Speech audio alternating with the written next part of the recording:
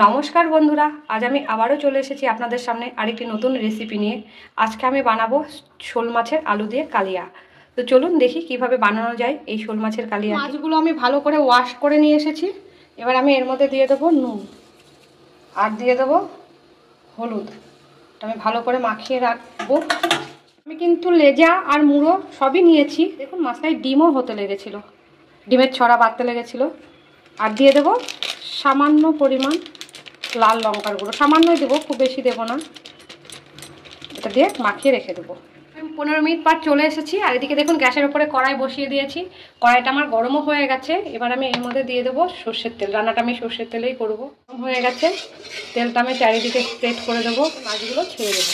এই মাছ খুব মিষ্টি মাছ হয়, এই কালিয়াও কিন্তু খুব ভালো লাগে। তো দেখুন মাছগুলো আমার একদিকে ভাজা হয়ে গেছে, উল্টিয়ে দিলাম। এবার এদিকটাও ভেজে নেব, তারপরে তুলে নেব। মাছগুলো আমার ভাজা হয়ে গেছে, এবার আমি মাছগুলো তুলে নেব। দেখুন এরকম করে ভাজতে হবে, খুব কড়াও হবে না আবার খুব নরমও হবে না। তারপরে যে যেরকম ভাজা খায় আর কি, কেউ কড়া মাছ ভাজা ভালোবাসে, কেউ হালকা মাছ ভাজা ভালোবাসে। তো শোল মাছ খুব একটা কড়া হলে ভালো লাগে না। তো দেখুন আমার সবগুলো তোলা হয়ে গেল। এবার আমি নেক্সটগুলো ভেজে নেব। আর মুড়োগুলো আর লেজাগুলোই পড়ে রয়েছে, এগুলো ভেজে তুলে নেব। আপনারা চাইলে মুড়ো লেজা দিতেও পারেন না, শুধু মাছ দিয়েই করবেন, লেজা মুড়ো বাদ দিয়ে দেবেন। আমি লেজা মুড়ো দিয়েই করছি। মাছটা আমার ভাজা হতে থাক, ততক্ষণে আমি মশলা করে নিয়ে আসি। এখানে দেখুন আমার লাগবে টমেটো নিয়েছি, 4টে লাল রঙের কাঁচা লঙ্কা নিয়েছি, 2টো মাঝারি সাইজের পেঁয়াজ নিয়েছি, আদা নিয়েছি, আর 8-9-10টা রসুনের কোয়া নিয়েছি। এগুলো আমি বেটে নেব। আর দেখুন এখানে আমি আলু নিয়েছি, আলুগুলো ডুমো ডুমো করে কেটেছি। একটা আলু 8 টুকরো করেছি। তো আমি এগুলো বাটনাগুলো করে নিয়ে আসি, মাছটা ভাজা হতে থাক। মুড়ো আর লেজাও ভাজা হয়ে গেছে, এগুলো আমি তুলে নেব। আমি এই তেলের মধ্যে দিয়ে দেবো আরেকটু তেল। দেখুন এখানে আমি নিয়ে নিয়েছি কিছু মশলা, নিয়ে নিয়েছি 2টো তেজপাতা, একটা শুকনো লঙ্কা, 2টো এলাচ, 2টো লবঙ্গ আর দারচিনি। এগুলো আমি তেলের উপরে দিয়ে দেবো। দিয়ে দিলাম শুকনো লঙ্কা, তেজপাতা, মশলা একটু নাড়িয়ে নেব। আর দিয়ে দেবো জিরে, একটু নাড়িয়ে নেব। এবার আমি দিয়ে দেবো আলুগুলো। আপনারা চাইলে কিন্তু আলুগুলো আলাদা করে ভেজে তুলেও নিতে পারেন।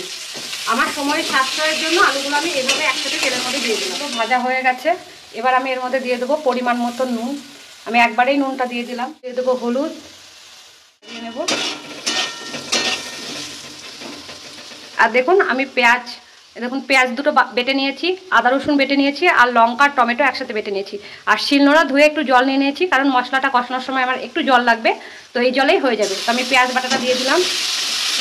আমি আবারও বলছি, আপনারা চাইলে কিন্তু আলু ভেজে আলাদা করে ভেজে তুলে নিতে পারেন। আমি সময় সাশ্রয়ের জন্য একবারেই করে নিলাম। একটু ভাজা হয়ে গেছে, তেলটাও ছেড়ে দিয়েছে। এবার আমি দিয়ে দেবো আদা রসুনের পেস্ট, বাটাটা দিয়ে দিলাম, নাড়িয়ে নেব। একটু কষানো হয়ে গেছে দেখুন। এবার আমি দিয়ে দেবো লঙ্কা আর টমেটোর পেস্ট। এর সাথে আমি আরও কিছু শুকনো মশলা দেবো। ধনের গুঁড়ো 1 চামচ, দিয়ে দেবো জিরের গুঁড়ো, কাশ্মীরি লঙ্কার গুঁড়ো, এটা জাস্ট কালার করার জন্য। নাড়িয়ে নেব। দিয়ে দেবো 2 চামচ টক দই, মিশিয়ে নেব। মশলাটা আমার কষানো হয়ে গেছে, জানি না বুঝতে পারছেন কিনা, দেখুন তেলগুলো ছেড়ে দিয়েছে, সুন্দরভাবে কষানো হয়ে গেছে আর সুন্দর একটা গন্ধও ছেড়েছে। এবার আমি জল দিয়ে দেব। এটা গামাখো হবে, যেহেতু কালিয়া, খুব একটা পাতলা ঝোল হবে না।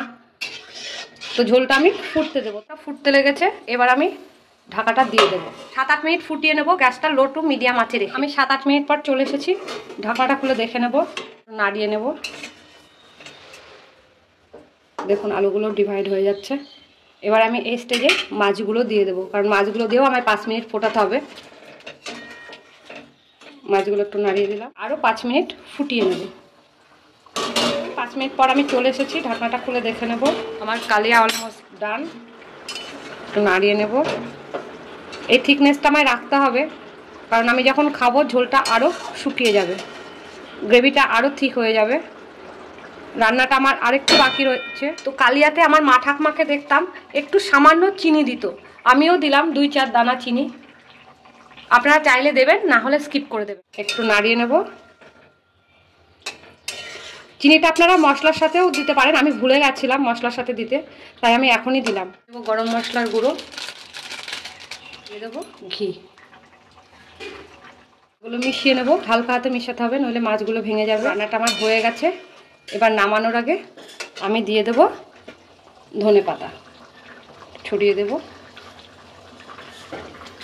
তো দেখুন দেখতে কি সুন্দর হয়েছে, দেখতেও যতটা সুন্দর হয়েছে এটা কিন্তু খেতেও খুব সুন্দর হয়। তো আপনারা অবশ্যই এই রেসিপিটা এইভাবে একবার বানাবেন বাড়িতে, আর খেয়ে আমাকে বলবেন কেমন হয়েছে। এবার আমি এটা একটা থালার মধ্যে ঢেলে নেব। তো দেখুন আমার এই রান্নার জায়গাটায় রোদ চলে আসছে, 12টা বাজলেই রোদ চলে আসে। দেখুন কি সুন্দর লাগছে দেখতে।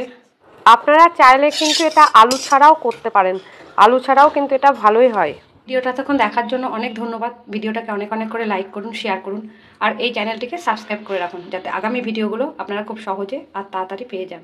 তো আমি আবারও আপনাদের কাছে রিকোয়েস্ট করব যে এই রেসিপিটা অন্তত বাড়িতে একবার এইভাবে ট্রাই করুন আর সকলে মিলে এনজয় করুন। এমনিতেই শোল মাছ খুব মিষ্টি মাছ, তো এইভাবে কালিয়া বানালে সত্যি খুব ভালো লাগবে। আর আপনারা যদি পেঁয়াজ রসুন দিতে না চান তাহলে পেঁয়াজ রসুনটাকে স্কিপ করে দেবেন। আর ফেসবুক থেকে দেখলে এই পেজটিকে অবশ্যই ফলো করবেন।